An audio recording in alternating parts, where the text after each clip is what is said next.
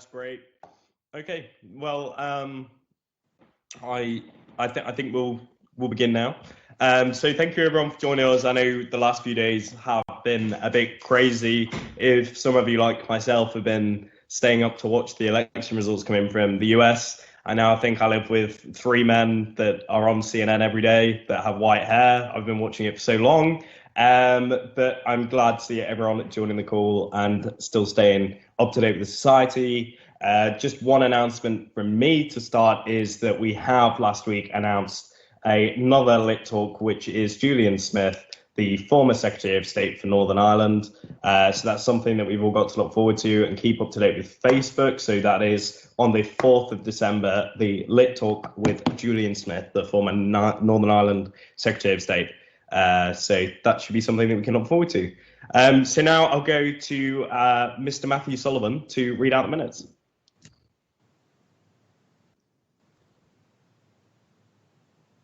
Hello. On the 29th of October, the Queen's University Belfast Literary and Scientific Society convened over the internet for its 6th ordinary meeting of its 172nd session for the motion this House would re-elect Donald J. Trump. As usual, the meeting began with announcements from Matt Lee, where it was announced that our third Lit Talk of the year would be held on the 4th of December with Julian Smith, former Secretary of State for Northern Ireland. This was followed by the reading of the minutes and then with private members' business. Keir Swale brought up that studies were now showing that antibodies for COVID-19 were relatively short-lived in the bloodstream, asking the House whether they thought herd immunity was still a viable strategy. This spawned a very lively debate in the Teams text chat, which continued long into the next topic of private members' business.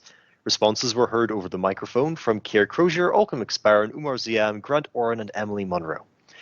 Umar Ziam brought up the appointment of Amy Coney Barrett as an American Supreme Court Justice, pointing out that this is the first time in a very long time that such an appointment had been pushed through by just a single party.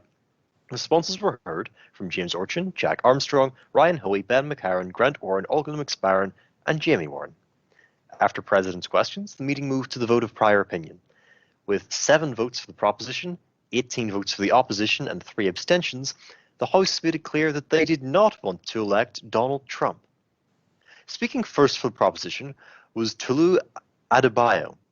In his maiden speech, he stated that the US economy had seen a 33% growth in the last quarter, despite apocalyptic warnings from economists upon the election of Donald Trump. He stated that the key question we should be asking in this debate is which candidate is better able to recover the economy after COVID, saying that the answer was the candidate with the proven record of economic growth, Trump.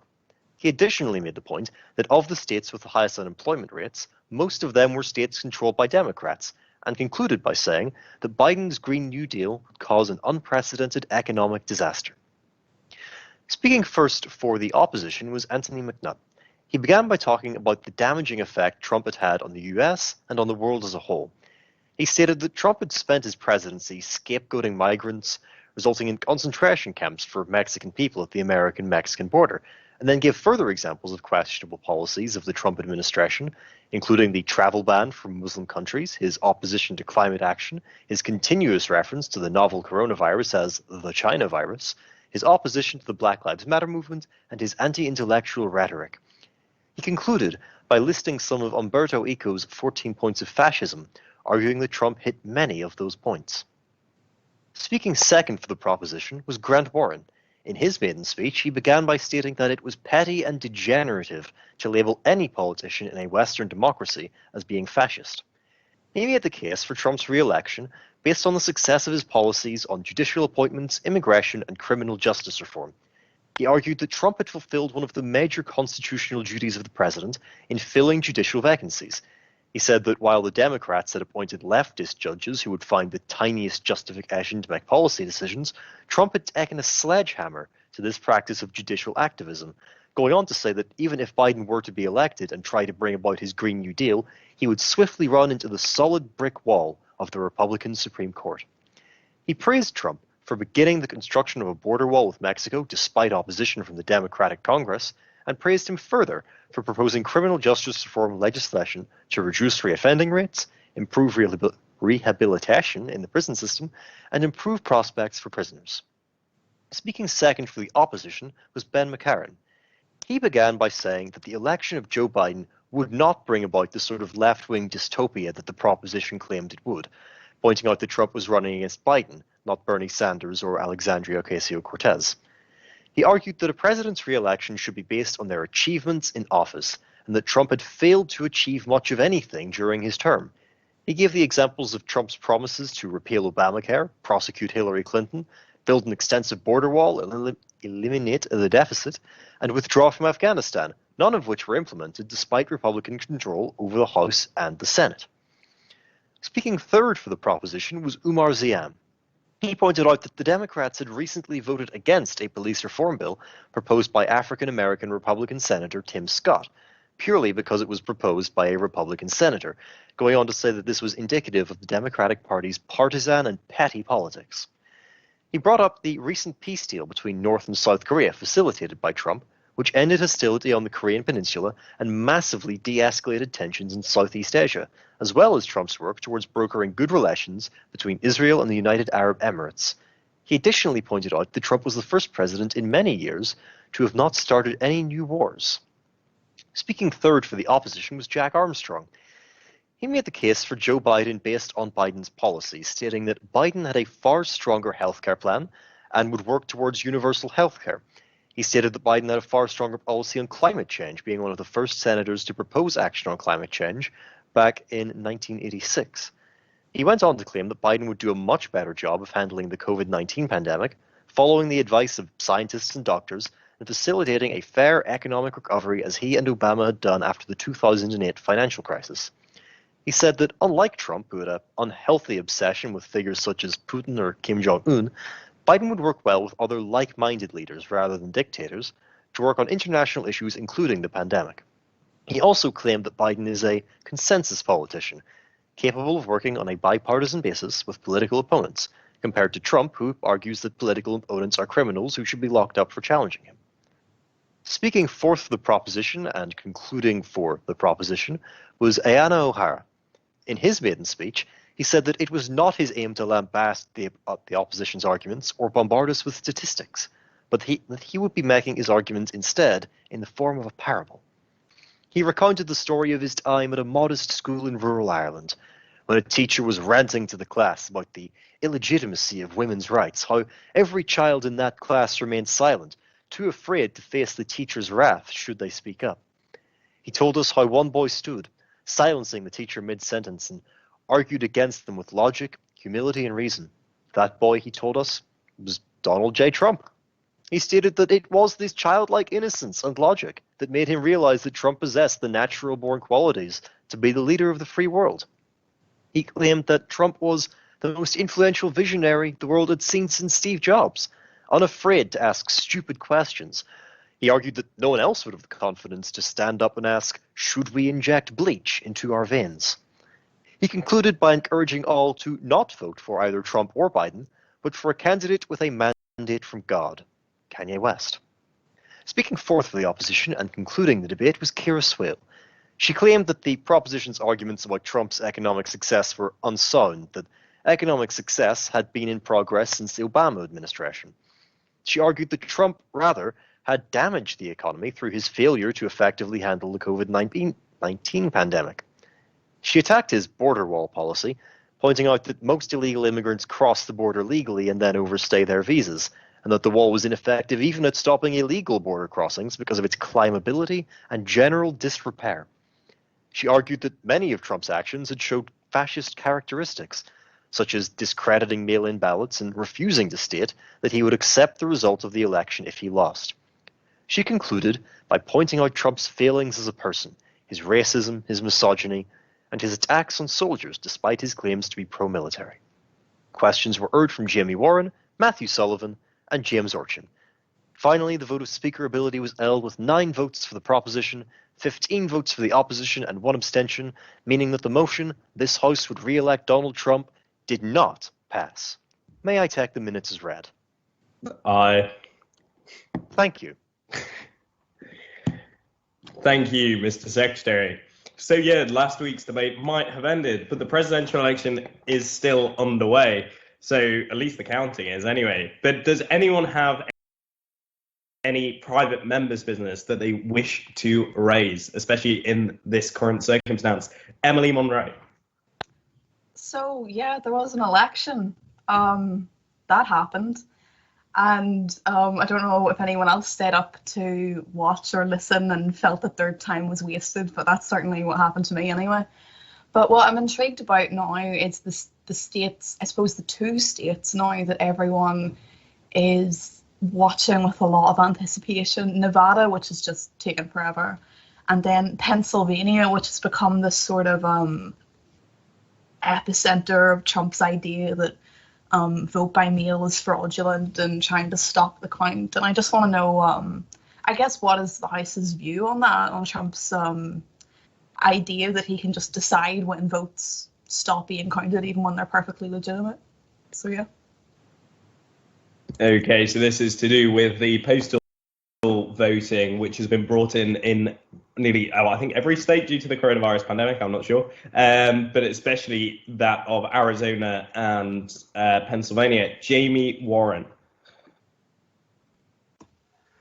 So I'd just like to respond to that by saying that 71 million votes have been cast for Joe Biden, and that is a record high for any president in US history. That is more than both of Obama's term, the votes that he received in both elections. I think that's just a real sort of testament to sort of how rigorous and valid the US voting system is. And I think Trump's attempts to undermine that system is quite frankly wrong. Any further comments on this? This is the postal voting and the allegations that President Trump is throwing about with the suits that he has filed in both Pennsylvania, Arizona, and Nevada. And Wisconsin, actually. Amy Doherty.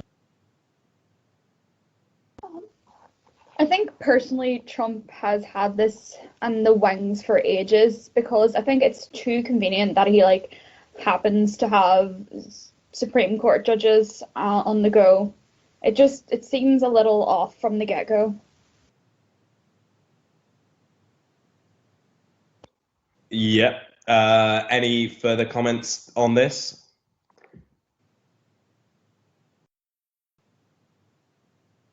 Any other pieces of private members' business anyone wishes to raise? Mark Gilmore, I saw you had your hand up. Mark Gilmore? Sure. I guess outside of that, the only other question is, who do we think is going to win? Personally, I think even without the lawsuits, even without that entire process, I really think the scales are tipped more towards Trump with Nevada. When you actually look at the breakdown of counties there, it is very interesting. But what are the House's thoughts? Any further thoughts on this? So which way are the remaining states going to swing? Anyone got any predictions they'd like to share with us? Emily Monroe. I mean, I hope I don't preempt anything by saying this and totally jinx it. But I do think, given how close Biden is now to 270, and that winning Nevada would take him to that number and win him the election, and also looking at the percentage figures for Nevada, it seems that Biden is pretty close to taking that state, which means he wouldn't necessarily even need Pennsylvania to win the election. So I don't know. From where I'm standing, it looks pretty much like Biden will take it, but I mean, 2016 proved that quite literally anything can happen, so I'm not very confident in calling anything either way. Yep, it's still all to play for. So anyone else have any other pieces of private members' business that they wish to raise? Any further pieces of private members' business? Jamie Warren. I don't know if anyone had noticed this, but last week it was announced that Meghan Markle had her privacy case against the Mail on Sunday delayed from January of next year until the autumn. And obviously the Sun's sort of publication of any sort of correspondence between her and her father has certainly stirred a lot of controversy. Just sort of, I want to know what people's thoughts on sort of her and sort of Harry's supposed Megxit from the royal family, and just how that was handled. Any comments on Harry and Meghan leaving the royal family as professional royals? Any responses? Matthew Sullivan. I think it's a good thing. And I think that all of the people who are like, we hate Harry and Meghan now because they're not royal anymore, are dumb and bad. That was certainly a hot take from the secretary there. Mr. Ryan Hoey.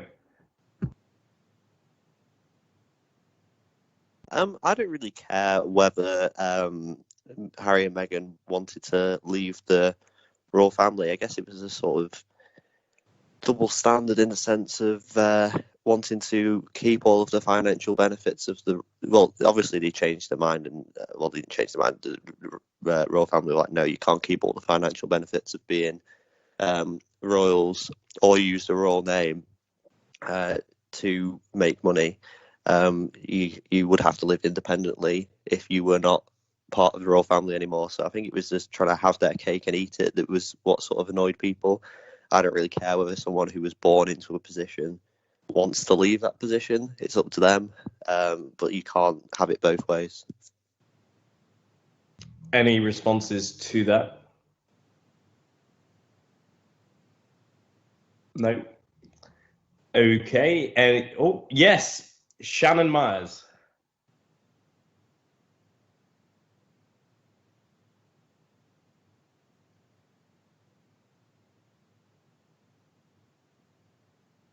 Shannon. If you're speaking, we can't hear you. Hello? Hello. Hello, it's Pedro Leone. I'm just on Chance's account. Sorry. Pedro, take it ahead. Yeah, so it's not a direct response to what was just said. I just want to say I think we should abolish the entire royal family. That's it. That's all I got.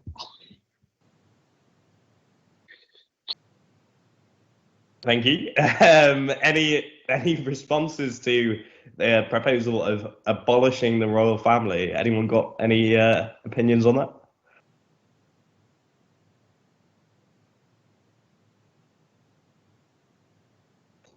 No. Okay, then. Okay, moving on to President's questions. So this is the chance where you can ask the President of the Society, which is me, a question on anything you like, whether that's on the Society or simply what I've had for breakfast. So is there any questions? Yes. Ryan Hoey. Given the controversy around mail-in ballots in the United States, do you have any plans to bring back mail-in ballots for literific-related elections? No, we can't due to the SU. We have to have everyone physically present. And also, I think this is a good thing because we can avoid mass voter fraud, in which the literific could be overtaken by someone that should be losing the popular vote and should not be winning at the moment. So I'm very glad that we don't use postal voting in the literific election, of course. Jack McAfee. Okay, I'm really upset about the fact that I didn't get to go first. I was going to ask you what you had for breakfast. I had toast. Toast for breakfast. Just today. toast? What you having it? Just toast and butter. Just toast. I'm butter. Okay. Thank God. You're not a demon. Very rough from the last few days with watching the election results. Bunny.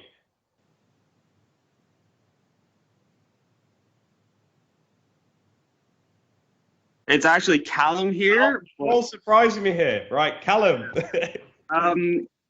You frequently ask us to ask you what you have for breakfast. Why are you so intent on getting us to subversively share your breakfast with you? Is this some sort of plot by the toast industry, Matthew?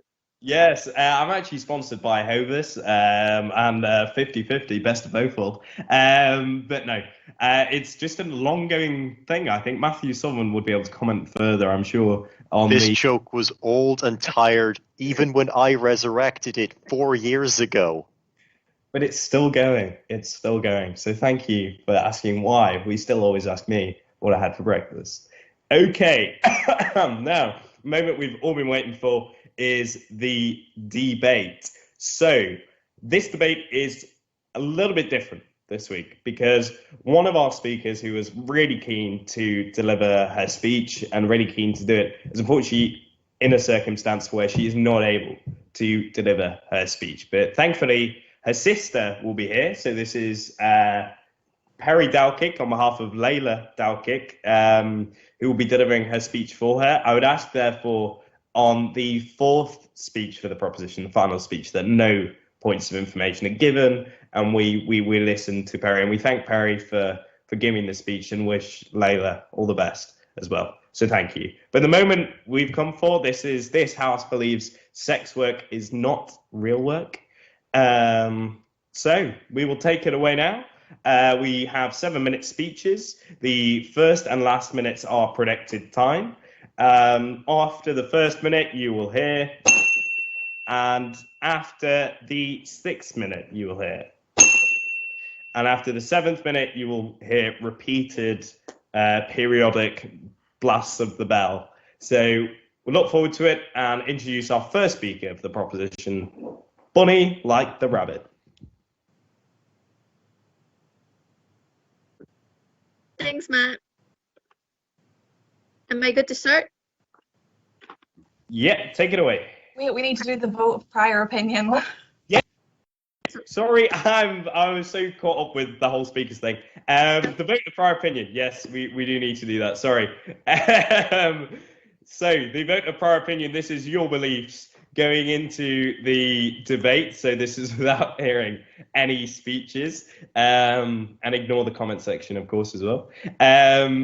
So your opinion right now as things stand. Do you believe sex work is real work? Do you believe it isn't? Or simply, are you going to abstain because you don't have an opinion on it? Therefore, it's now time for the vote for our opinion. So all those who are in favour of the motion that do believe this House, that this House believes that sex work is not real work, please raise your hand now.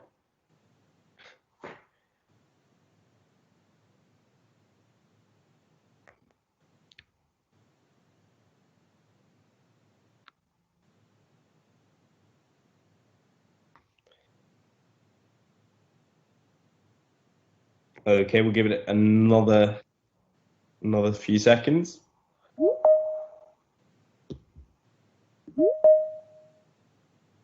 Okay, Ms. Secretary, are you happy with that? Looks like that's 9 votes. Okay, brilliant. All those people who've just voted, could you lower your hands now, please? Thank you. Please lower your hands. Brilliant. Okay, so all those against the motion that believe sex work is real work, so all those against the motion, please raise your hands now.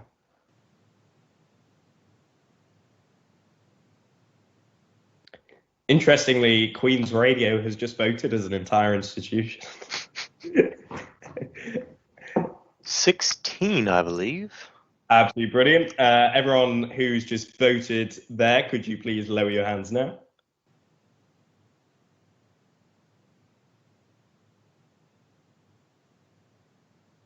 Brilliant, thank you. And all those who wish to abstain on the motion, could you raise your hands now?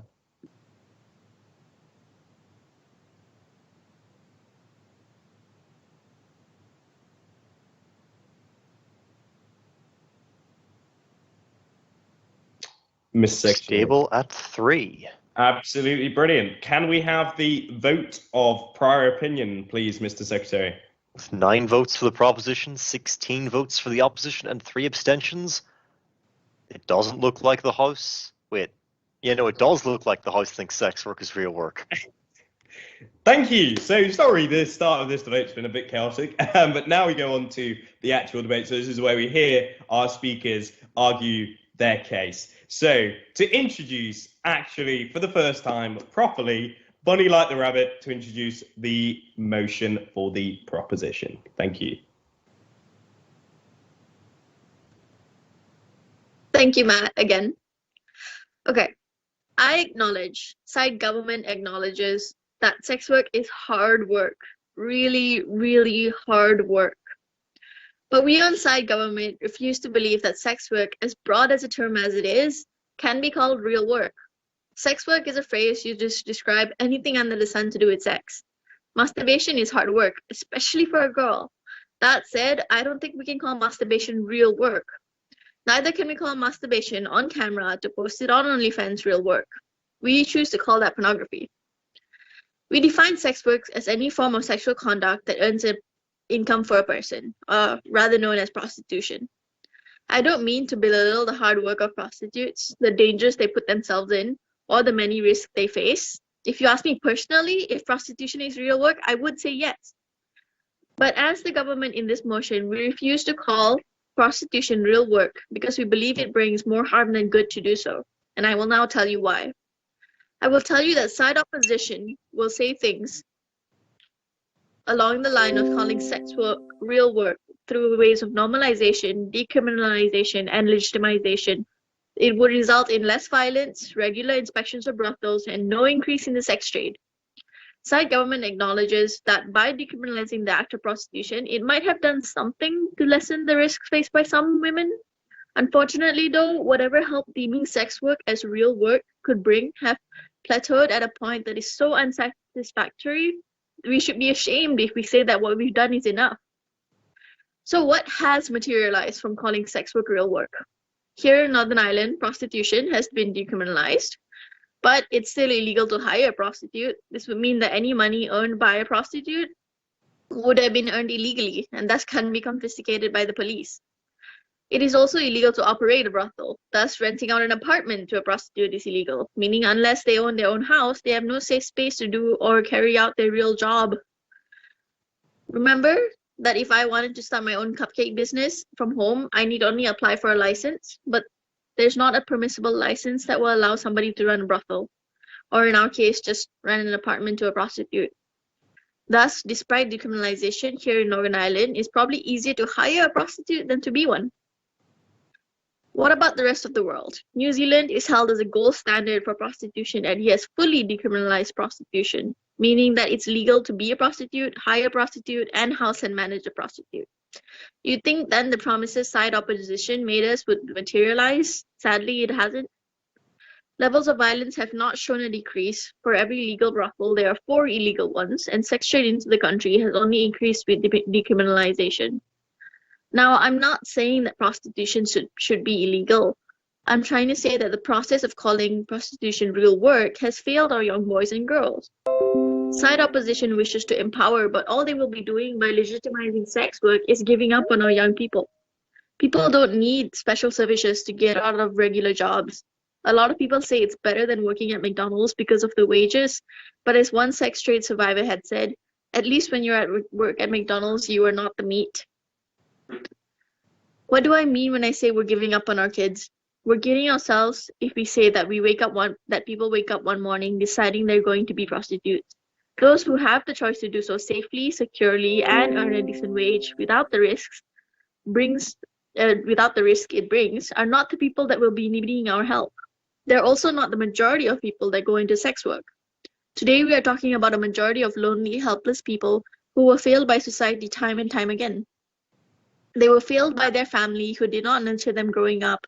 They were failed by a school system that did nothing to help their struggle. They were failed by a government and the society it created that said, well, at least you can sell your body. A person's body should never be deemed a workplace because it wouldn't then just rape be theft for service without paying? Are we not going to talk about Sabrina Velichier, who said men feel even more entitled when the law tells them it's okay to bias? She was prostituted in New Zealand brothels both before and after decriminalization and said they should not be given a license to exploit a position of vulnerability caused by gender inequality, unemployment, and poverty. Side government refuses to legitimize the harm done to so many young people for the few who feel empowered by their bodies.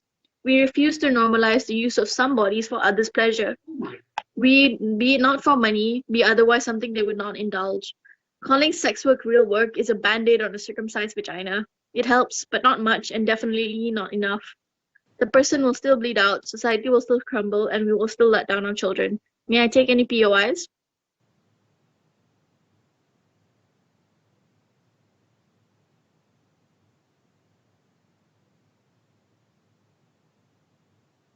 Okay. Hello, I have a POI. Yep. You said that at the very start that you didn't define or pornography as a real job. There is an entire industry based on pornography where people are paid for that. How is that not a real job? Let me correct myself. I said masturbation in front of a camera to post it on OnlyFans. That's not a real job. Pornography has sex. Well, why is it not a real job? Pornography. People get paid. No back and forth. Oh, okay. Sorry. Pornography has sex work. Pornography is considered as sex work because it has to do with yourself and another person. So when you are using sexual conduct with another person and in return for an income, that is considered sex work.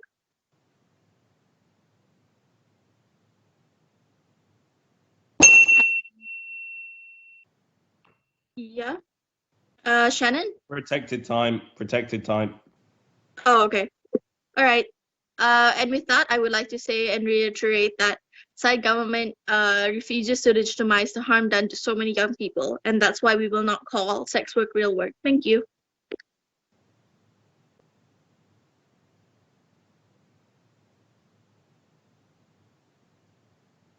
You're muted.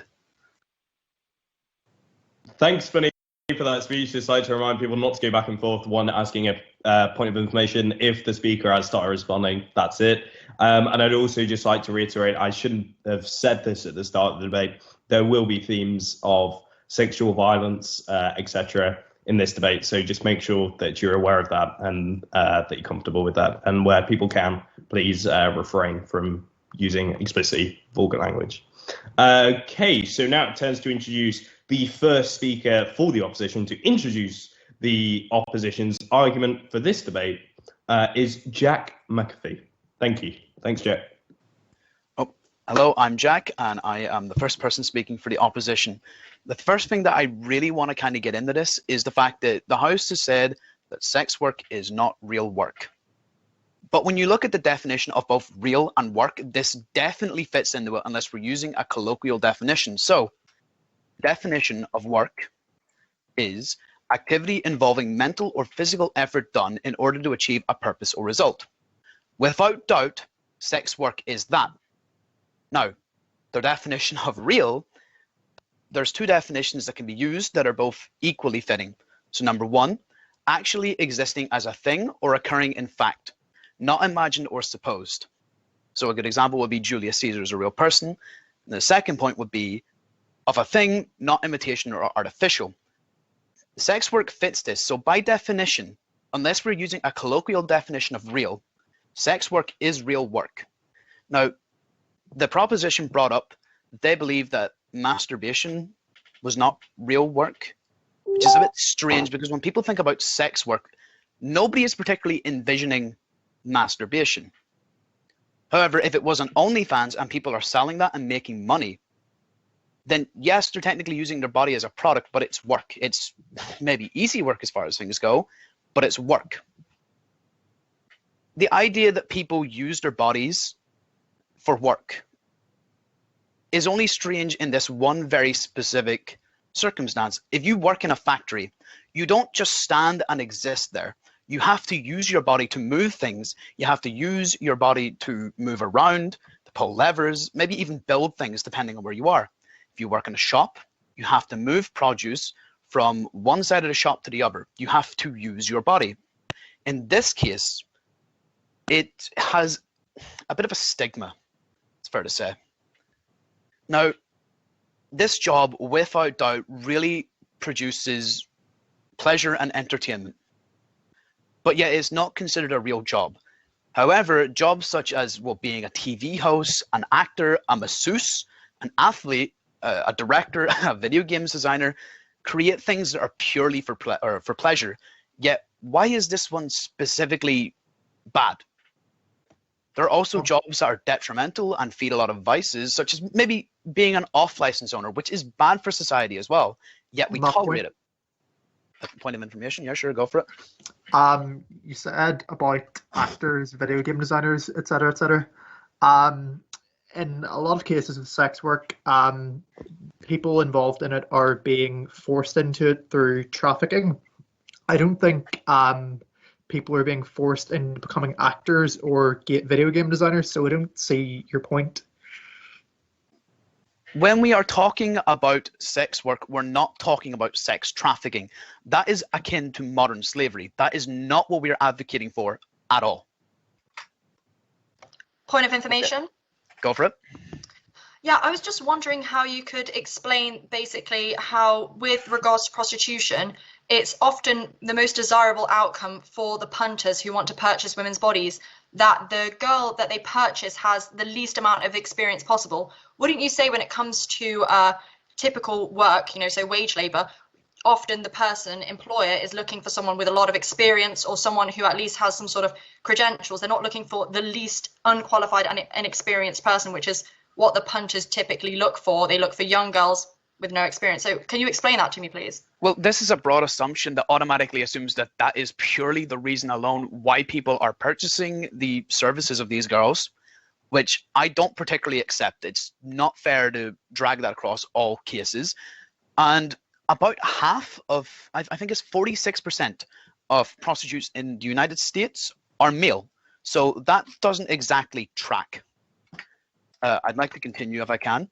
So particularly, what right do we have to tell people that they cannot use their body as a product? We simply don't. It's people's choice to use their body however they want. It feels like the proposition is cherry picking what they consider to be a real job, likely based off of a conservative bias.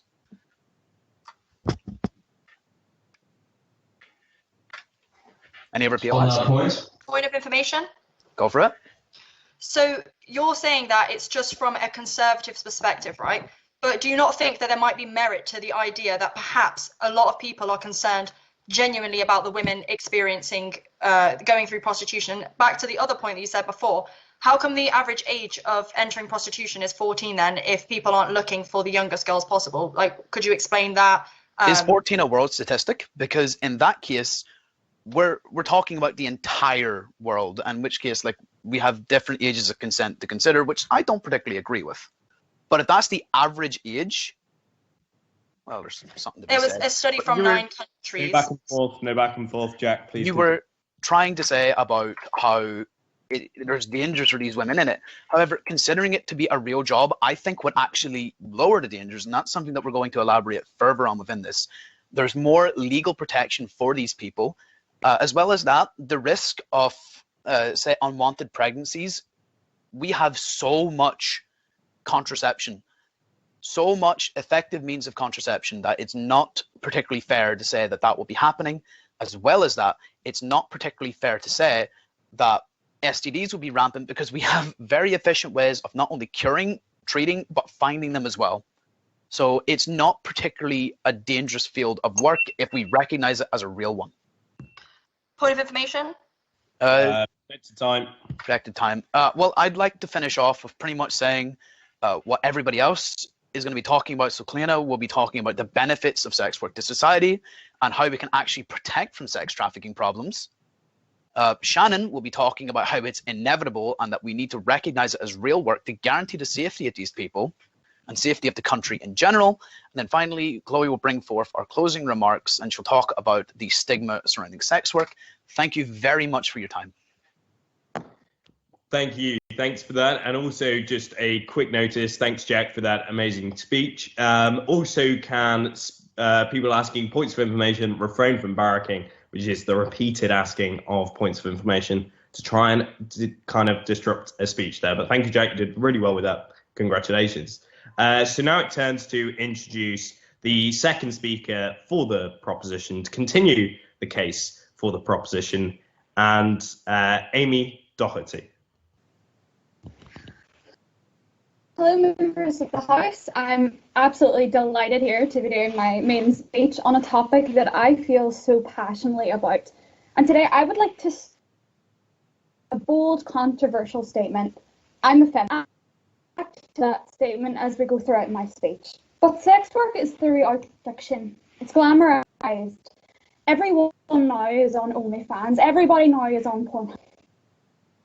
You just need to switch on an episode of Black Mirror to see the dangers in relation to. But without further ado, ladies and gentlemen, to quote one of my favourite songs, let's talk about sex, or more specifically, sex work. To begin, I would like to highlight to the House that the proposition is not proposing a full criminalisation of prostitutes. We are in support of the North model, which criminalises those who exploit vulnerable women, and we are fully against criminalising prostitutes. There was a statement claimed in the previous speech that really does not sit well with me. Sex work is a dangerous field. Women have put themselves on the line going into this field because some of them do not have a conscious, some of them are entering sex work because they want to look after their children and their family. This claim that it is not a dangerous field is simply irrelevant. We must recognise the danger, and we need to. So just to be clear, we're not putting women behind bars. We're putting the ones that exploit them and cause these dangers. The North model approach is actually quite successful. For example, Sweden, after 1 year after implementing this model, the demand decreased for 50%. And Sweden is regarded to be one of the most pro-equality countries in the world, and they have backed this model for over 20 years. Ladies and gentlemen, it is clear that prostitution can be viewed as a practice of a form of violence against women, which should not be tolerated by society and anyone who claims to be a feminist. Prostitution is not a conscious and calculated choice.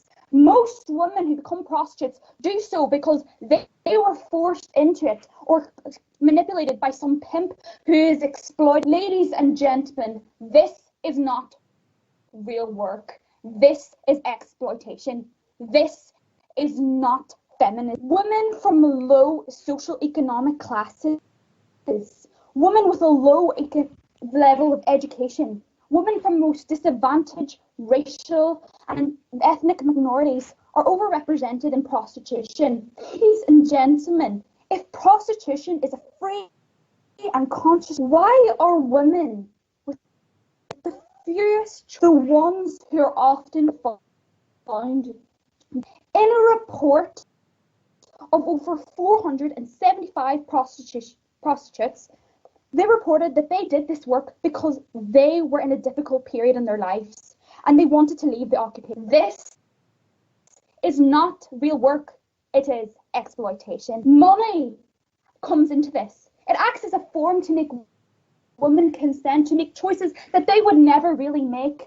This is not feminism. This is not work. Ladies and gentlemen, prostitution can be seen to be a result of a patriarchal society, an order which makes women submissive to men, where equality between genders is seen in all aspects of life. It is very harmful to society as it reinforces the idea that women are sex objects for men's entertainment, which can be bought and used. Women are property, no thanks. They can be used solely for entertainment. It sends a problematic message that it is irrelevant for how a woman should feel and the consequences during sex. No thanks. And the intersectional approach, no thank you. The international approach On that to the point. no thank you. Sorry. Thank you. Just on that. Sorry, just on that point, would you not say that it would be Point for a of woman to have information's been rejected. Thank you.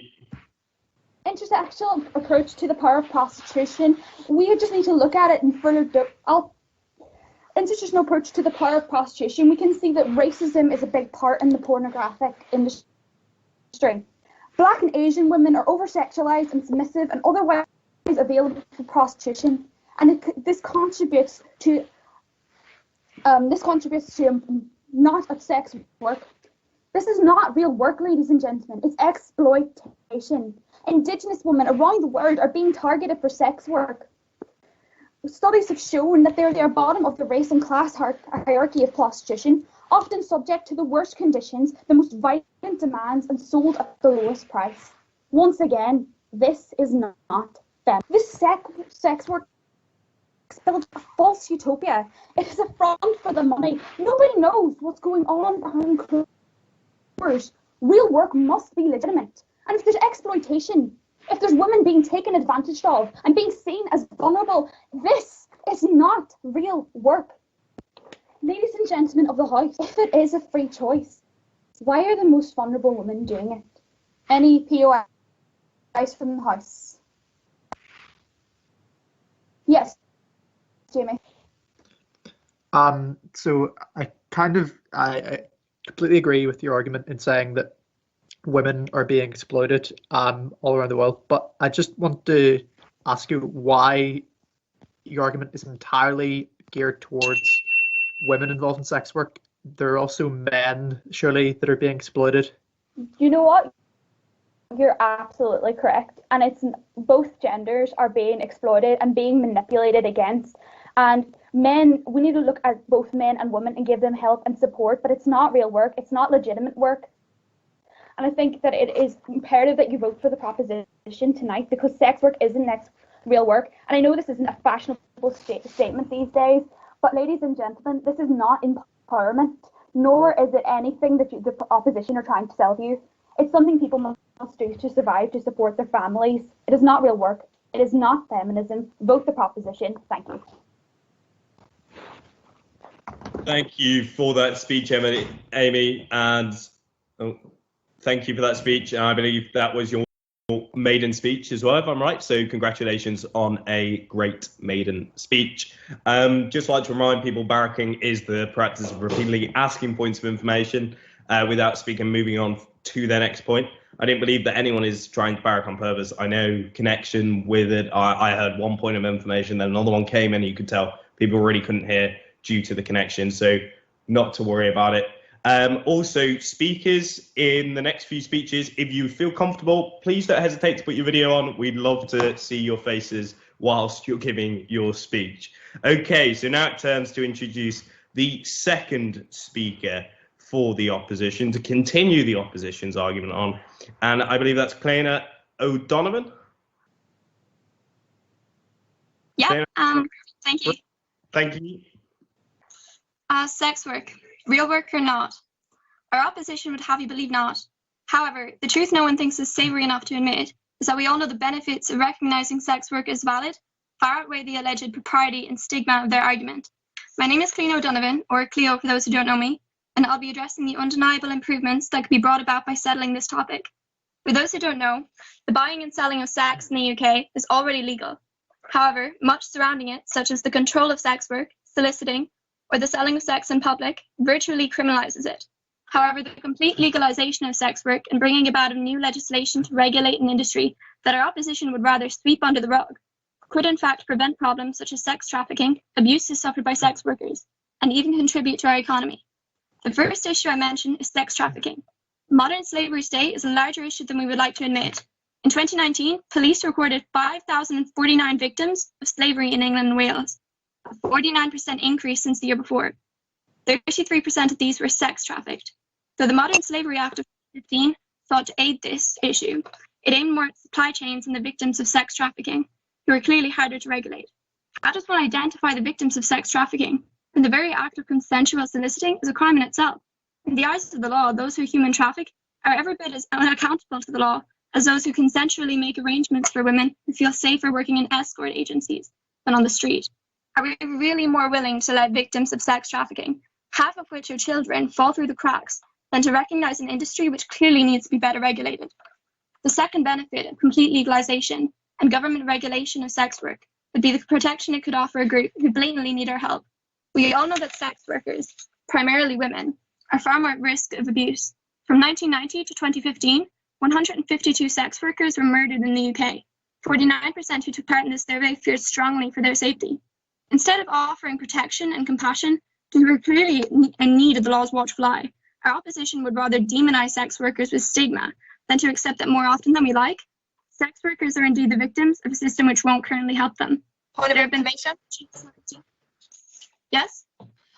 My question is basically, the opposition clearly stated that we don't support, full-blown decriminalisation, but what we do support is a model called the Nordic model, which would seek to get women off of the streets, get women not being prostitutes, get them into healthy, sustaining jobs, that are going to, improve their lives, and it would actually criminalise the punters, so the men seeking to buy their bodies would be punished, not the women. There's healthy alternatives for these women that will be available with the Nordic model. So we're not trying to shame or stigmatise them, we're trying to give them a better alternative. That's a good point. I understand that completely, but I'm a feminist too, and I just think that it's much more feminist to think that I'm able to have enough ownership and responsibility when it comes to my own body that I could choose whether or not I feel comfortable with selling it. That's just me. It was a good point. There have been 317 reports of violence, 166 of stalking and harassment, and 241 instances of rape experienced by sex workers in the UK. A 4-decade-long study concluded that cisgender female workers were 18 times more likely to be murdered than other women of similar genders or race. A study in Vancouver in 1994 concluded it was 60 to 120 times more likely. Not only do we leave them unprotected by not letting sex work be above board and safer for sex workers, but contrary to Amy's speech, our laws in fact do more damage. As arranging prostitution, soliciting is a crime, many women are forced to work on the street due to a lower risk of prosecution. Those in arranged services are therefore less likely to report assault, and even less likely to report abuse non-anonymously for fear of imprisonment, making justice almost impossible for sex workers. To top this off, our current laws endorsing street work fail to care that the street sex workers experience the highest rate of violence, at 57% reporting abuse. Can we really still call this adequate legislation? Finally, though you might question this industry's validity, 2.3 million men in the UK actually buy into it, with 11% of UK men having paid for sex at least once. There's an estimated 72,800 sex workers currently in the UK, and prostitution accounted for £5.65 billion in 2013 alone. But instead of recognising this as real work, we arrested 1,695 prostitutes from 2013 to 17. The legitimisation of this industry could both protect and regulate while producing millions in taxes for the economy. Can our opposition really argue this? Our lack of positive and pragmatic legislation lays bare our opposition's lack of understanding for the dangers the negligence of our law puts sex workers in. Not only do the benefits of introducing measures to ensure safer working conditions and the prohibition of human trafficking far outweigh the puritanical reasons not to, but also display a clear battle between stigma and basic compassion. Sex work is not new. It was around in the time of Jesus, and it always will be. We have an opportunity not only to recognise, but to improve the standards of sex work. Our opposition might be familiar with the Good Samaritan, the bad neighbour who asked, if I stay to help this man, what will happen to me? So are we really still turning a blind eye? Are we still not stopping to help? Thank you. Any questions?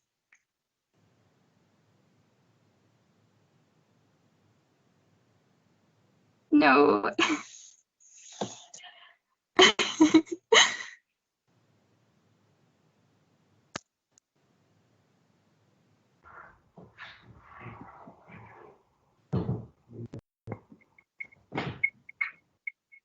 Thank you. Thank you.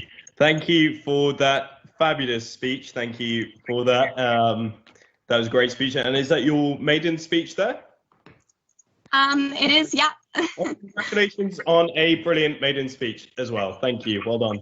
And it's nice to see a bit of audience participation there, with Mark Gilmore might be lighting up your screens with a slight clap. So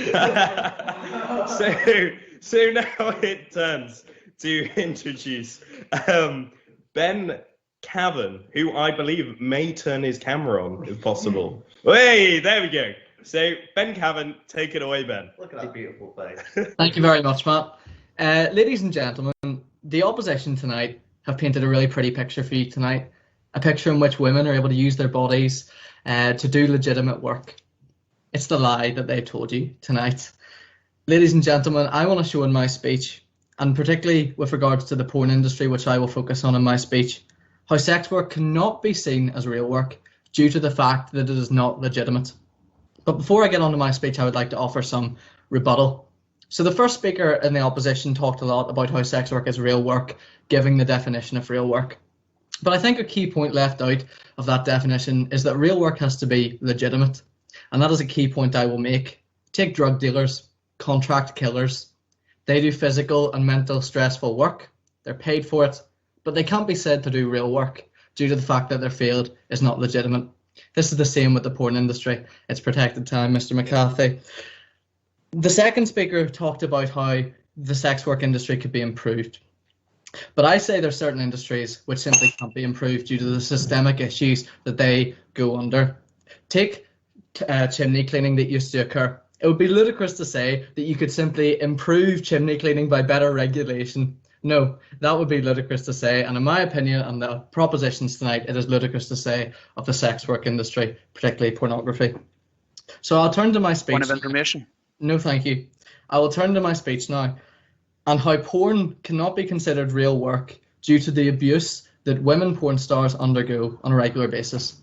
I could draw on a number of examples throughout different porn sites. However, I shall just draw attention to a couple. So in January 2019, the top result on Pornhub's most watched category was a video of women restrained, blindfolded, and hung upside down while being penetrated by multiple men. That isn't work. That is violence against women, and people are being subjected to that on their eyes. Indeed, in many porn videos, women are simply dominated for viewers. And I believe statistics show that this has led to a rise in domestic abuse. Indeed, to draw on some statistics, between 2012 and 2019, domestic violence in London rose by 63%.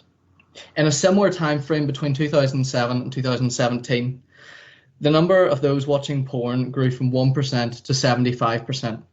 Now, I'm not trying to say that all people who watch porn are domestic abusers. That's ludicrous, of course not.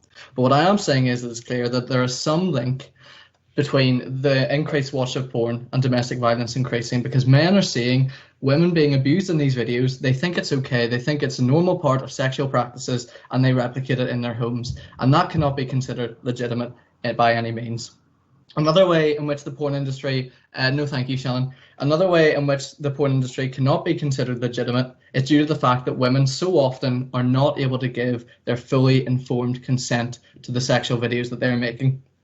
Indeed, before sex, many women are given a drug known as Triple H, not to be confused with the rest though when I first saw this. Triple H means horny, hyper, and happy. And it gives the illusion of the women being fully awake, fully aware of what's happening, when in reality they're actually drugged. There's also many videos in which women are drunk or stoned and don't know what's happening. Now, as we know, consent is at the pinnacle of sexual relations. It is so important because of the intimacy of sex. And so the fact that women can't be fully informed about this consent within the porn industry, again, takes away from its legitimacy. And as I've stated, for work to be real, it has to be legitimate. Also, the porn industry itself undergoes some rather illegal activity. Indeed, many of the women who take part in porn are simply underage. Or even if they aren't underage, they are portrayed as underage women. This encourages a rise in paedophilia. Take the movie Cuties on Netflix. It's becoming normalized for women to be sexualized at a much younger age, and this is simply awful and takes away further from the legitimacy of the porn industry. I don't stand here when I speak. No, thank you, Jack. I don't stand here when I speak as someone who is against the porn industry, but hypocritically doesn't watch it myself. I used to watch porn. I know firsthand the damage that it does to a man's brain. You look at a girl as a goal, an object. You don't see them as a fellow human being. This is what porn does, ladies and gentlemen. It is not real work. It is not a service which provides good. It's a service which leads to harm. Luckily, I'm overcoming that now. But I want to ask the House a rhetorical question to keep in the back of your mind. What is her name? When you look at the porn screen, when you think about porn as an idea and see the woman, what is her name? In almost every other profession, you know the person you're dealing with. They have a lanyard, they have identification. In the porn industry, yes, women have a stage name. But when I looked this up, why women use stage names in porn, it's not to protect their identity, it's because their identity doesn't sound sexy. That's a quote right from Google. And the fact that people won't use their real name just says it all, really, that it's not a person you're dealing with on the screen here, it's a body, it's an object. And this leads further to men's sexual gratifications. Yes, I'll take your point now, Jack. Okay. First off, you equated sex work to contract killing and drug dealing. However, it would be fair to equate being a pimp to being a drug dealer, but not the actual person who is being, say, a prostitute, because they're not actually getting harm, provided that it was regulated and their safety is guaranteed. Yes, sorry, let me rephrase. I should have probably made that clear. Whenever I was equating sex work to the likes of drug dealing, contract killing, the point I was making is that from the examples I've highlighted, women undergo abuse in the porn industry, and therefore it can't be seen as legitimate, just as other illegitimate fields, such as the examples I gave, drug dealing, contract killing, aren't seen as real work. And if they're not seen as real work because of their lack of legitimacy, so too should pornography not be seen as real work due to the lack of legitimacy from the abuse that women undergo. So to sum up, ladies and gentlemen, if you want a future in which women aren't viewed as objects to be used for profit, I urge you to vote with a proposition. Indeed, never mind OnlyFans. The only thing this house should be fans of is justice for women, that they aren't oppressed in a porn industry, and that this violence against women stops, because sex work is not real work. Thank you very much. Thank you, Ben, for that speech. Congratulations on another speech, a fantastic speech to the House there. Mark Gilmore has all reappeared on our screen again. So now it turns to introduce Shannon Taylor to continue the case for the opposition. Thank you. Hi, so I would like to start by refuting some points. Firstly, what the proposition is trying to tell everyone is that if there is some kind of risk involved in a job, that it no longer is a job. I would like to clarify that every single job ever has risks. If you're a police officer, you're under immense risk, yet we still consider that a job. Now, to go on to my speech, I would like to say that sex work should be given the label of real work. Whether or not the label of work is there, sex work exists, sex work continues. We cannot sweep it under the rug and hide it by not giving it its label, its true name of work. Secondly, I would like to point out that in the Netherlands, prior to 1999, when prostitution was legalized, there were 24,000 sex workers. In 2016, a study showed that there are now around about 25,000 prostitutes in the Netherlands. This demonstrates how, whether or not you give the label, whether or not you legalize it, there will always be, no thank you, there will always be sex work. This shows that it's inevitable, even if you do not want to acknowledge it. And it also shows that there's fears revolving around sex work. Having a sex work minded culture is nothing more than a moral panic. There's nothing to be gained from sweeping sex work under the rug, but everything to be gained from considering it work. 74% of sex workers cited that they do it to pay household expenses and child support. This was in a UK government 2004 report. These are normal working mothers trying to help keep their family afloat, and we should be protecting them, not criminalizing them, not demonizing them, not demonizing the people who use their services either. What we should be doing is helping the workers of our own country. By making it real work, we are then giving them the access to workers' rights. One example would be through being self-employed. They now have contracts that they can use on a legal basis. They now have the protection of the courts of the law. They also will be able to get a working state pension, meaning that they can retire, they can have the time afterwards with their money that they gathered through this work. It also means that they're entitled to welfare benefits. We are supporting them through their work. Even if they're employed by a business, they will be granted sick pay. There'll be recorded details of customers and transactions which will help support them. If there is any dangers or any problems within the work, they are protected by the law. Even if you do not believe in the moral view of making it work, there is an economic value to it too. Parliament publication found that around about 72,800 sex workers exist in the UK. If this is considered work, if they're self-employed or employed, they will be having to pay taxes, which will go into the UK economy. You can't have your cake and eat it. 60%. There has been an increase in 60% of street prostitution, primarily attributed to destitution caused by the poverty.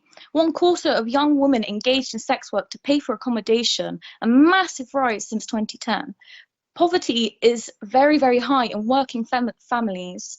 We are shaming those on benefits at the moment. We're then shaming families for being poor and not being able to support kids through the rhetoric of why have kids if you have no money. And now we're shaming them for finding and using their own resource to create an income.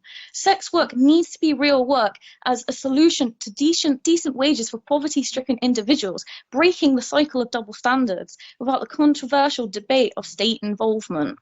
On that point?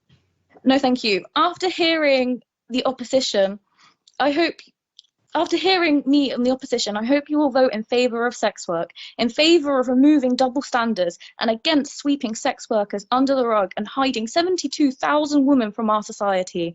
Vote with the opposition and making sex work real work. Thank you.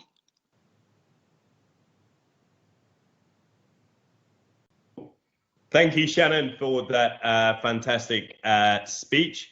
Thank you. So now it turns to Perry Dalkic to continue the case. Perry, are you happy to take points of information or not? It's up to you. You're muted at the moment. You've got your microphone off. Oh, sorry. Yeah, that's fine. Okay, actually. you want to take that's brilliant. So any points of information can be given, and this is on behalf of your sister Layla, who sadly can't be delivering the speech today. So thank you, Perry Dalkic, to continue the case for the proposition. Okay, thank you. So first off, I want to start by reiterating that we don't actually support criminalising the women that are prostitutes. We in fact support the Nordic model, which would criminalise the buyers and give other opportunities to the prostitutes to help them get on their feet and get out of poverty. I'd also like to start off by saying that I fully reject the term sex work. It is extremely evident to me that prostitution is the highest form of sexual exploitation. Hiding behind this euphemism diminishes and degrades the lived experiences of survivors and victims in the industry. For this reason, I will not be using the term. I would say the only term that fully does the exploitation that these women are experiencing justice is paid rape. There are three major arguments that we consistently hear from pro-prostitution advocates. The first being that prostitution is consensual, the second being that legalization decreases sex trafficking, and the third being that prostitutes make a free choice to enter the industry. First, I'd like to talk about consent. Planned Parenthood defines consent from the acronym FRIES. F for freely given, R for reversible, I for informed, E enthusiastic, and S specific. The exact presence of money means that it is not freely given. Mutually enthusiastic consent does not work when there is monetary incentive. The exact presence of money is proof of coercion. If we take the money out of the equation, would these two individuals still be having sex? Seeing as 75% of prostitutes started as children, were they fully informed? We may state that it is reversible, meaning that the prostitute can refuse to have sex or refuse the sex act at any point, but the risks could be as severe as being raped or being beaten. One example of this is a woman who refused a certain sex act and was raped, beaten, thrown out of a 3-story building, and ended up in hospital for 2 months. She said, "After that, I never refused a single sex act. I just did whatever he wanted." The opposition claimed earlier on multiple occasions that legalizing prostitution will decrease sex trafficking. Well, this is the largest study ever done on prostitution in 150 countries, proves that legalizing prostitution directly fuels sex trafficking. So we know that legalization doesn't work. Lastly, many pro-prostitution advocates will claim that women freely choose to enter the industry. However, this is an illusion. This is because the majority of prostitutes are at worst sex trafficked and forced, and at best they are coerced into it by default of life circumstances. What would you do if you were homeless and at the lowest point of your life, a pimp came along and said, "Here's how you can make some easy money"? So what is a choice when the alternative is starving to death? This is the case for the majority of prostitutes, but the opposition will talk about the 1%. They will talk about the stories of the so-called happy sex workers, the girls and women's on OnlyFans acting as cam girls, and even despite this being such a small percentage, I would still not claim they've made a fully informed choice. Given the fact that we are living in a society which sexualizes and objectifies women at every corner, is it any surprise that any woman might choose to sexually exploit themselves? It is an endless cycle of social conditioning by a society that views women as sex objects. And even if you believe there is choice and willingness when it comes to prostitution, I just want to say that a willingness to be exploited is proof of vulnerability. We must consider why a woman would make such a choice to act as a sex object for male pleasure. But let's entertain the opposition's line of argument for a minute and pretend that the 1% of women that they've spoken about are representative of all prostitutes. Let's pretend that most women in prostitution are mentally healthy women. You know, they've got plenty of other options available to them, and they still choose to be a prostitute. Even in this case, prostitution is still wrong. This is because every human being has intrinsic value. The value that we all possess mandates that we should all be treated with equal dignity. For a government to legislate that some human beings, particularly women, can be legally sold and traded in a marketplace is the absolute antithesis of what it means to treat a human being with dignity. The sale and purchasing of women's bodies as objects is the epitome of commodification. It's a never-ending cycle of women being disposable slaves, existing only for the sick sexual gratification of men. And I ask everyone today to consider, when else in history have we seen the government legislate that some human beings are commodities to be sold and traded in a marketplace? I can certainly think of a few prominent examples myself. Finally, I want to paint an accurate picture in your heads of what prostitution really looks like in the real world. And to do this, I'm going to take one of the most well-known and normalized forms of prostitution that we see in the West. Take, for example, the Amsterdam Red Light District. The Red Light District is a place that attracts tourists from all over the world, mostly men. Here men go on tours in large numbers, sometimes 20 of them, to leer at naked women displayed in windows, and ultimately, they pay to penetrate these women. Let's just for a second try and put ourselves in the shoes of one of these women turning up for a day of work. You arrive at work, you strip naked, so you are at your absolute most vulnerable. You then begin your work of displaying your naked body, your breasts, bum, and vagina in degrading poses and positions. You also have there displayed your price. Whilst passers-by point at you, they leer at you, they laugh at you, the men can then proceed to purchase you and use your body as they like. Does this sound like an empowering choice to make? Does that sound like your average day at work? A study done in 9 major countries, the USA, Canada, Colombia, Germany, Mexico, South Africa, Thailand, Turkey, and Zambia, found that 89%, that's 89% of prostitutes, wanted to escape prostitution immediately. The opposition have tried to talk about the 11% of prostitutes that, claim to enjoy it or whatever. I just want to say, please listen to the 89%. Please listen to the average prostitute saying, I don't want to be here. I wish I could leave. We can't keep hiding behind this false happy sex worker narrative being pushed onto us. And with regards to what the opposition said earlier, it was one of the males that spoke, or the male that spoke, sorry. He said basically that prostitutes can benefit society. Now, the victims of prostitution are not little sacrificial lambs that exist to save wealthier and more privileged women from the rapists and sexual deviants that go and use women's bodies. What we're essentially saying when we say that prostitutes can benefit society is that some women are less valuable than others, and some women literally exist for the gratification of men, the sexual gratification that is. Thank you. Thank you for that, Perry.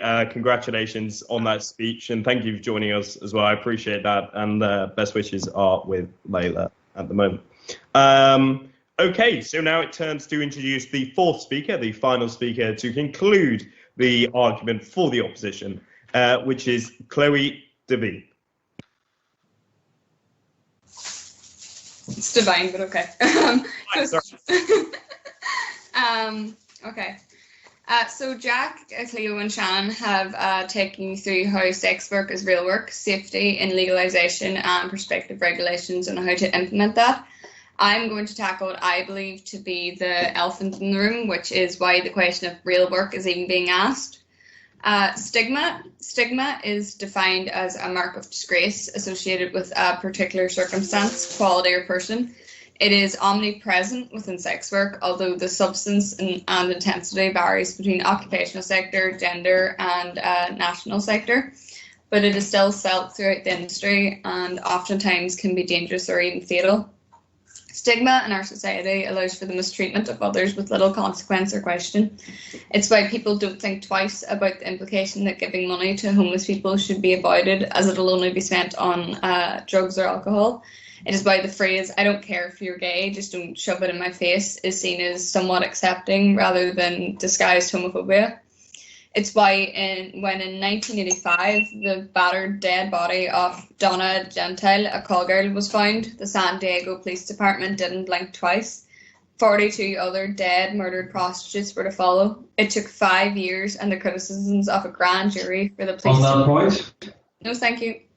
To kick up investigations. All 43 murders remain unsolved. Sadly, this is not an isolated case. Police negligence and sex crimes affects many of us, but the sex workers, it is astronomically ignored. These people are attacked because it is no secret the police aren't going to try hard for justice. The law, unfortunately, doesn't have much protection for workers, and that's why we need the legalization. Legalization tackles stigma. A massive step in the normalization of homosexuality was legalizing it. Whilst we don't live in an fully accepting society by any stretch of the imagination, from the legalization, many more triumphs have followed, such as marriage equality in countries, as well as the Equality Act, which protects against orientation-based discrimination. Many of you are aware that the internet age, as well as the time of reclaiming female sexuality, has birthed a new form of work with OnlyFans. I'm sure the controversy is also well known. It has also brought out and exposed something we've always known to be there, slut-shaming and the objectification of women. Countless amounts of times we've heard things like selling yourself, selling your worth, not respecting yourself, bringing about this idea that takes away the human side of these women and places their worth in how they express themselves sexually. On that point. No, thank you. That these women are somehow less because someone paid to see them. It's ridiculous as well as damaging and further pushes the patriarchal notion of shaming female sexuality. On the other hand, OnlyFans has been monumental in tackling the stigma and misconceptions around sex work. We are seeing this through the platform age venting to ensure a safe, legal, age-wise practice. Women are taking charge over their own careers, cutting out pimps and those who exploit women out of their money. We are witnessing a revelation in sex work industry, one that shows us the positives. It's helping to rid the negative media bias that pushes this idea of the down on their luck, exploited victim narrative that blankets all sex workers. We need to escape this concept of associating sex work with being a victim. A factory worker is no more a victim than a sex worker, but those who are trafficked and sweatshop workers, for lack of a better term, are victims. These people aren't employees of the industry, they are victims of abuse, and that too should be held separate. Sex workers are subject to many forms of stigma: social stigma, structural stigma, and self-stigma. Hong Kong, where prostitution isn't illegal but subject to local law, which is universal healthcare and free sexual reproductive healthcare services.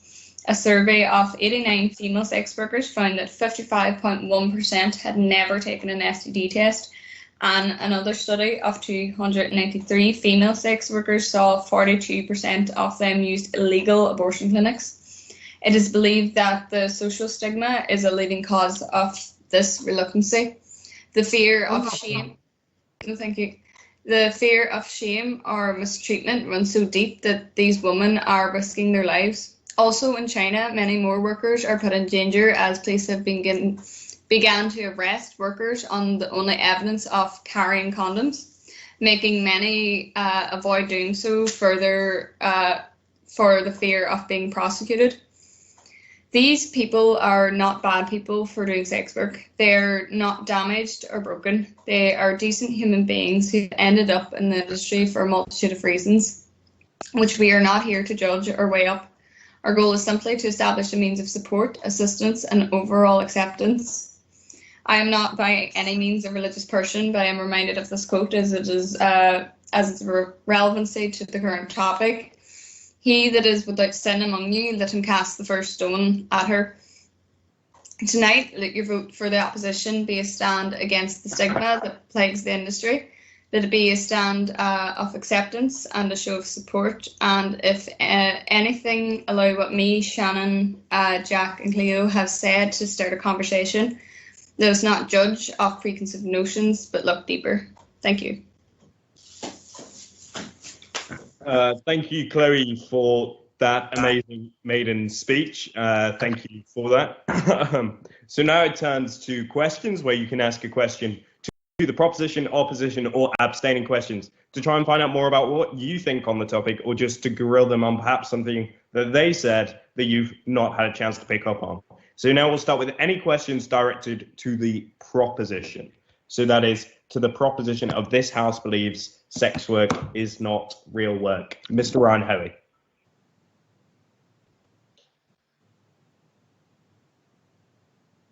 Hello. I thought I'd turn on my camera to please Mark. So in terms of the question for the proposition, we seem to have got into the position where we're labeling all sex workers or caricaturing all sex workers as people who can't give informed consent. And we're also focusing a lot on female sex work.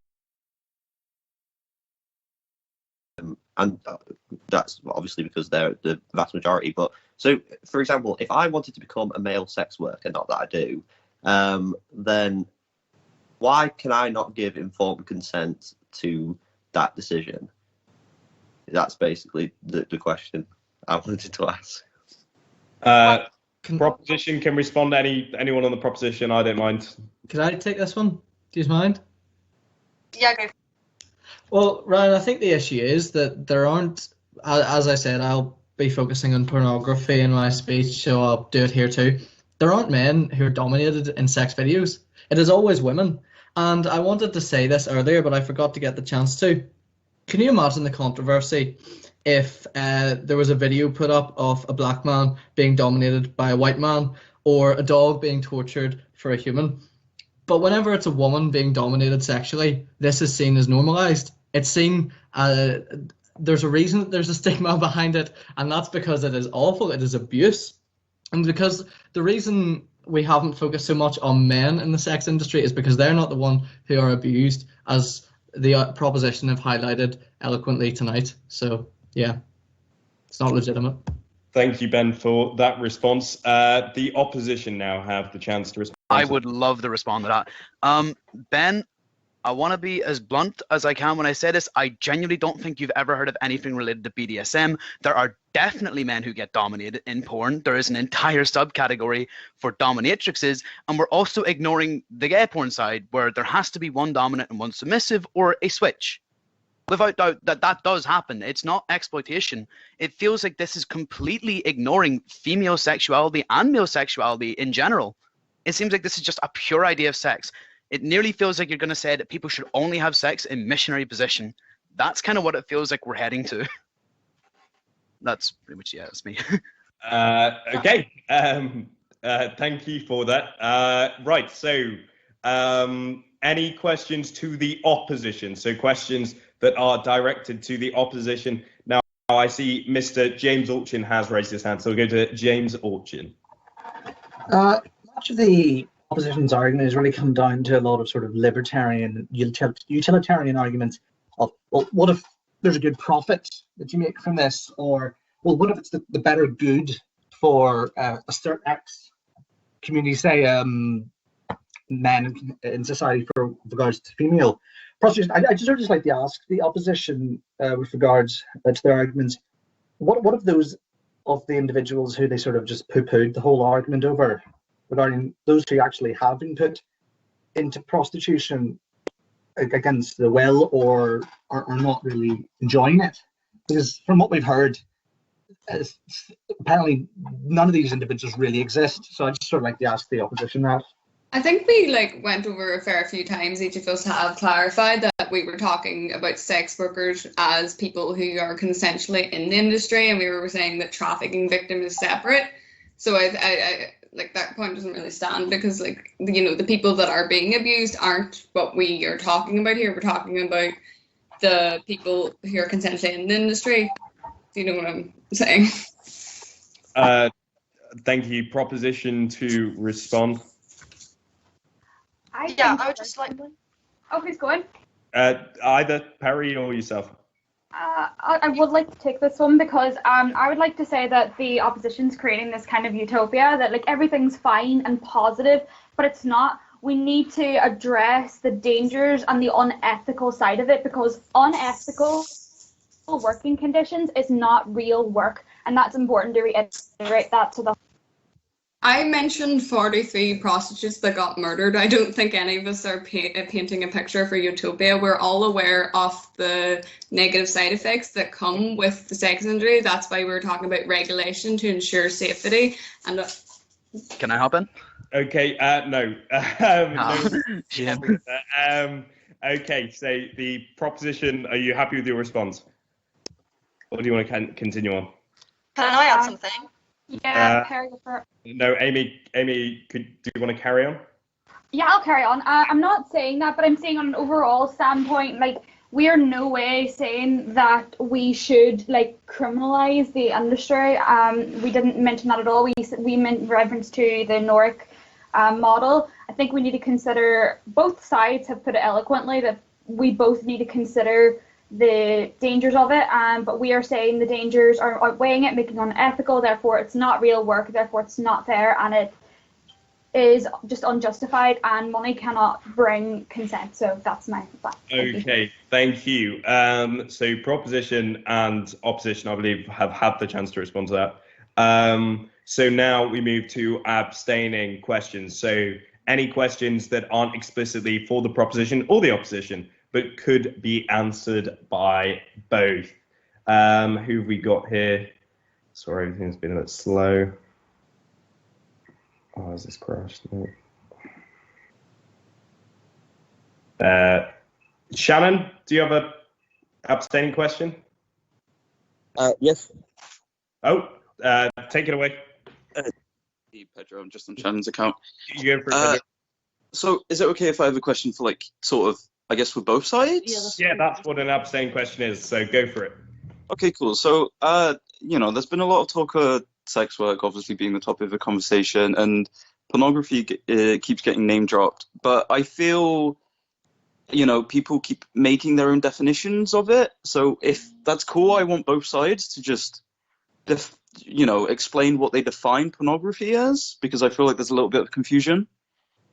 Great. I'd like to take this for the opposition if possible. Opposition can go first, yeah. Okay. Pornography is simply recording sex. Now, if we're talking about the industry, there are some serious questions that need to be brought up about how they act. But not all pornography is with a high production crew with 4K cameras, a microphone, the HHH drugs. That's a very fucked up industry we're kind of looking at. Pornography is whenever you record sex. People can do that without having to get involved in an industry, and they can publish and sell it without having to get involved in an industry. So the industry idea of pornography doesn't exactly follow. Okay, thank you. Proposition to respond. Can I answer this one, please? Yeah, go for it. Well, I would say if we look at pornography from its core, taking away the porn industry, which is fundamentally the exploitation of women, that's undeniable. You go onto Pornhub, it's a catalogue of women. What sort of women do you want? Do you want an Asian woman? Do you want a black woman? Do you want women with big tits, big breasts, big arse, sorry? What do you want? That's the porn industry. It's the exploitation of women, But if we're talking about pornography at its core, well, what that is that's voyeurism. Now, voyeurism is a paraphilia that used to be classified with the likes of paedophilia and autogynephilia and all those paraphilias. And what voyeurism is watching other people and deriving sexual gratification from watching other people have sex. Now, that's a paraphilia. That's by no means a normal sexual behavior at all. And when we look at the manifestation of how that acts out in real life, is it typically is it an industry whereby you've got lots of women watching men in a catalogue and choosing from men in a catalogue where they can go and pick and say, okay, I want to watch this man be penetrated in this hole? Or is it an industry where you can go to the site and say, actually, I want to see this woman be penetrated in this hole, maybe some ejaculation all over her face and things like that? So at its core, it's voyeurism. In actual practical real life, it's the exploitation of women. Can I say something? Okay, thank you. No, you can't. Sorry about that. Thank you for that, Perry. Okay, so now we go back to questions for the proposition. So this is another round of questions directed at the proposition speakers tonight. We'll go with Tira Chisholm. So it seems one of the issues that you've had is the conflation between sex work and sex trafficking, which are not the same thing. Consent is a key topic in this, and it's not right to stigmatize certain fetishes such as bondage and pornography and claim that it's abuse, when many people prefer and consent to sex that includes being tied up or entangled with multiple partners. Consent is sex work, non-consent is rape. Why have you morphed them into one topic? Okay, thank you. Proposition to respond, so anyone can respond for the proposition. It's your choice.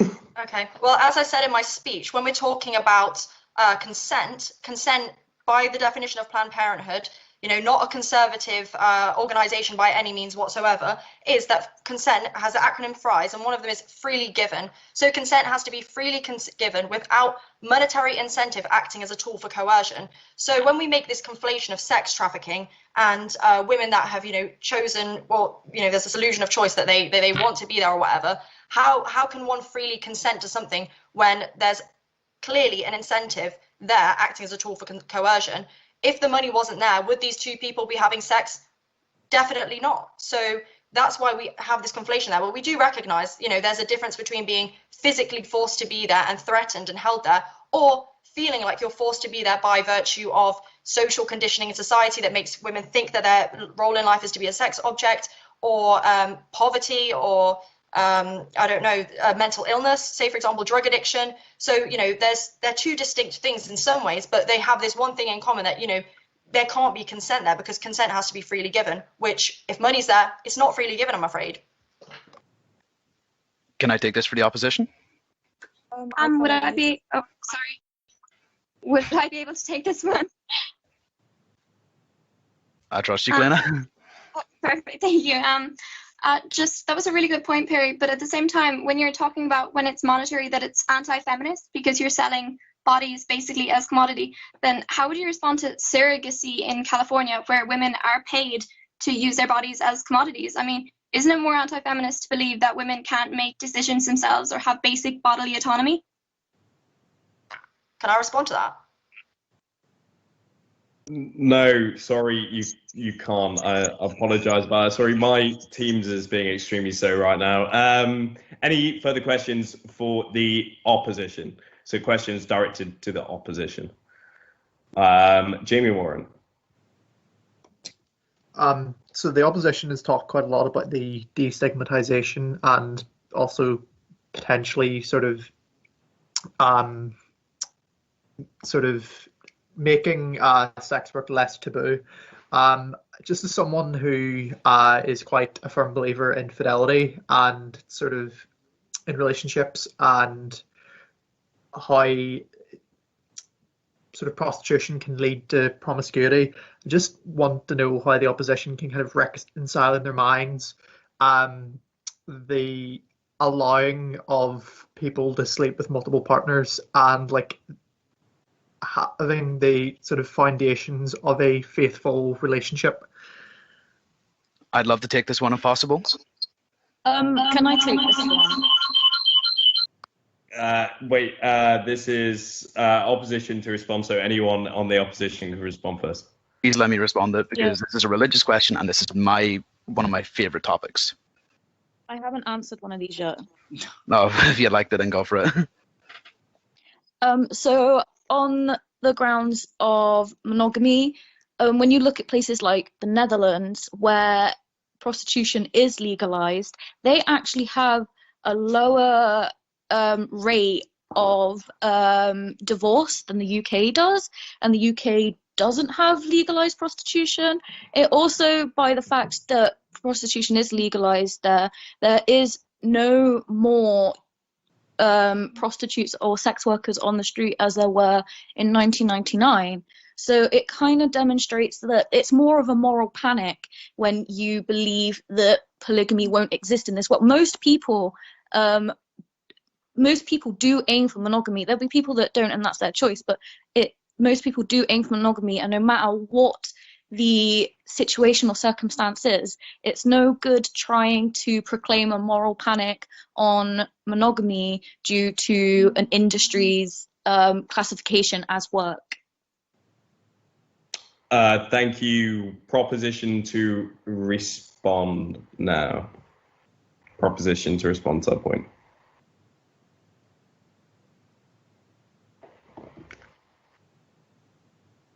Yeah, I'll take it, sure.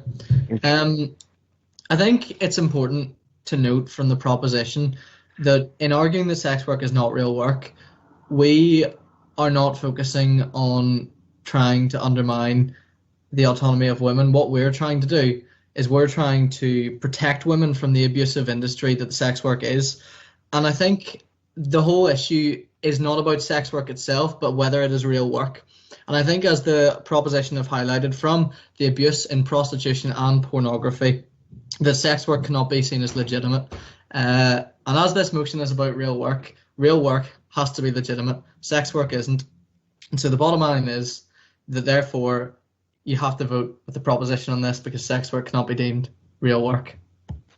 Thank you for that, Ben. Now, final round of questions now. So this is a chance for you to ask an abstaining question. So a question that could be equally applied to the proposition and opposition. If we have any abstaining questions, these are questions not directed to either side explicitly, but can be answered by both.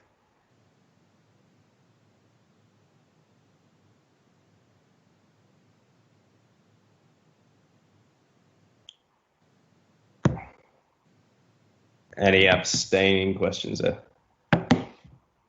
Nope. Any questions? Are these people with their hands raised for abstaining questions, or? No, I don't think so. Unless, No. Jim, do you have an abstaining question? No. Because I'll ask one if no one else has any. Please do. Okay. So each side, we've seen a definition of stigma. So from the proposition, we've seen this idea of, well, the porn industry and sex work is stigmatized because it is an inherently predatory industry. And from the opposition, we've seen is stigmatized because we live in a judgmental, moralistic society. So I'd like each side to present why sex work is stigmatized and whether it should be. Thanks. Opposition to respond first to this. Opposition respond first. I'll take that. The reason why it's stigmatized in this particular society is the idea that there should only be one partner. It comes from the Christian idea, which our society is not built on, but has a lot of similarities to what it kind of teaches, which is that you should only have one partner, you should marry and only have sex then. But that's not particularly the way that other societies have done it.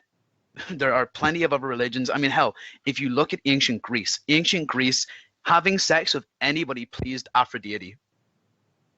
That was very well looked upon in ancient Greece. So in an ancient Greek society, it would have been fine to have paid people. In this society, it's not fine to pay people because of the stigma that comes from Christianity, which is that it is, to get the exact definition, it's a mark of disgrace associated with a particular circumstance, quality, or person.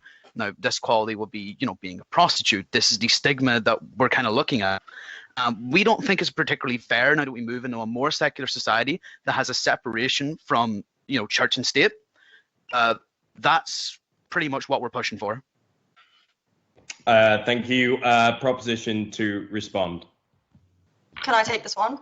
It's up to the proposition, the rest of the speakers. Anyone else want to take it, or you all happy for Perry to take it? Go for it. Yep, go for it. Well, I would start off by saying that it would be undeniable for me to say that there isn't a long history of stigmatizing women as prostitutes just because, a patriarchal society wanted to stigmatize and unjustly, persecute women. That's undeniable. We can't deny that that happened in the past. However, it's wrong to persecute women for, women being prostitutes historically, because back in the day, they had absolutely no other choices. They were in prostitution because they were forced to do so in a patriarchal society. And it was the men who were causing the demand and exploiting women. Well, the same thing is happening today. But I would argue that this stigma, no matter what we do with prostitution, no matter how much we try and put, banners everywhere saying, okay, this is normal, this is fine, this is okay, at its core, it's always going to be stigmatized, because there's individuals in society who have morals who say, actually, at its core, to take another human being who has intrinsic value and dignity and treat them as an object, as a commodity that I can go and purchase and use and treat as a means to an end rather than an end in and of themselves, that's fundamentally wrong. So that stigma's never going to go. I think it's wrong to stigmatize women who have been prostitutes and say they can't have jobs, they shouldn't be able to integrate in society in a meaningful way, because these women have been exploited. This has happened in the past, it's happening now. But this stigma is not just coming because society hates women. This stigma exists because we all can recognize fundamentally at its core, it's wrong. The men who do it are absolutely disturbing, disgusting, I'm just going to say it, and the women involved in it are being exploited. They are victims. So it doesn't matter what the opposition says, the stigma's never going to go, so long as people have morals. Thank you. Final question now to the opposition. So final chance to ask a question to the opposition here. Any questions to the opposition? Final questions.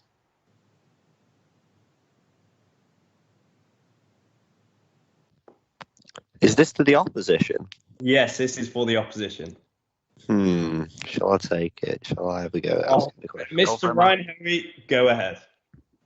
Wait, the opposition's the side that believes that sex work's legitimate, isn't it? Yes, we believe it's legitimate work. Right, I'm getting a bit confused by some of the way that the motion's worded. Anyway, so I'm generally on your side. However, I came across this porn video the other day that sort of made me question whether it is legitimate, and it was a series called Boys for Sale, and it was a gay porn video in which the person was a young lad, obviously over the age of consent, was like a fake sale of that person, and obviously the idea of the video was that it was sort of playing into this character of sort of sex trafficking, and I was wondering what your thoughts were on things where consent has been given, but they are playing something that is illegal. If I can take this, because I am quite interested in the BDSM community, to say the least. Yep. Consent is given under playing out a fantasy. If you even take the BDSM test, one of the categories is slave and slave owner. Like that's a category. People like that. Why particularly is it wrong for people to play out a fantasy if they've given their consent beforehand? It's not like there's going to be any serious harm done. Like the reason why consent is bad, or it's not why consent is bad, the reason why lack of consent, actual physical damage done and the mental damage, that's horrible. That's why we're not pro-rape. That's why nobody is pro-rape. But yet there are people who, obviously the slave master thing, there's no actual emotional or physical damage that comes from that. It's safe compared to, the lack of consent that's demonstrated with actual non-consent. That's a bad thing. We don't protect that at all. Proposition to respond. Can I respond to this one, please? Yes, go for it, Ben or Perry, whoever. I think I really just want to pick up on what the last speaker just said about safety. It is clear, and I made this point earlier, that domestic violence is clearly rising. And there is also a rise in the amount of porn being watched. People are also watching porn at a younger age. They're being infected with this false idea of women as objects from far younger. And because of this, they see it as okay to replicate the things done in porn videos. And as such, domestic violence has risen. So women are not safe, even if they do consent to this. And also, I think it's important to note, as the proposition, that we are not shaming or judging the women themselves within the sex work. We are judging the industry, how it is a messed up industry, and how it exploits women. We are not here to shame the women involved in the sex industry. We're here to put shame on the sex industry itself due to the abuse that it gives women. So yeah. Thank you, Ben, for that response. So now we go to the final question of the night. This will be a question directed to the proposition. Any question directed to the proposition, the last chance of asking a question here now. If anyone's got a final question to the proposition.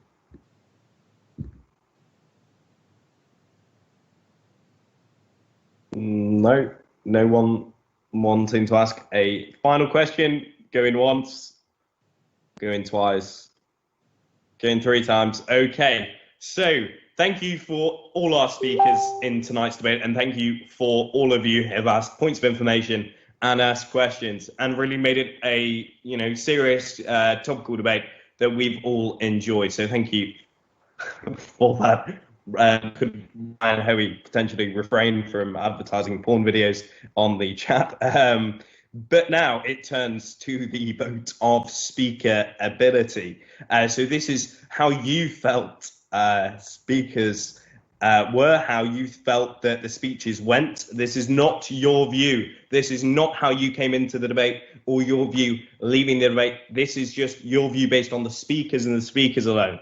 So if you do believe that the speakers convincingly argued that this House believes sex work is not real work, then please vote for the ayes now by using the raise your hand function. So this is if the proposition has argued more effectively for the motion and you believe that, please vote for the ayes by raising your hand now.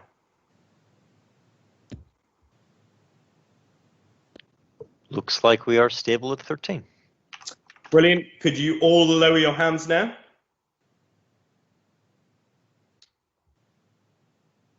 Thank you. And could all those who believe that the opposition convincingly argued their case through their speeches vote for the nays by raising your hand now?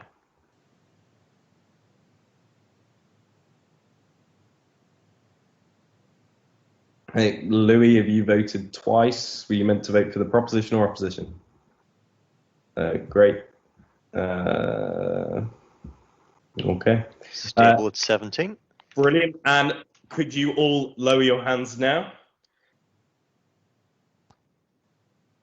And all those who wish to abstain. So you don't believe that the opposition or proposition argued their case more effectively, or maybe in a more simpler manner, someone on the proposition and the opposition don't want to be affected by a vote, then you can vote for the abstaining mess right now. Okay. Mr. Secretary, are you happy with that? Yep, 3. Okay, Mr. Secretary, can we have the vote of speaker ability, please? With 13 votes for the proposition, 17 votes for the opposition, and 3 abstentions, the motion sex work is not real work is not carried.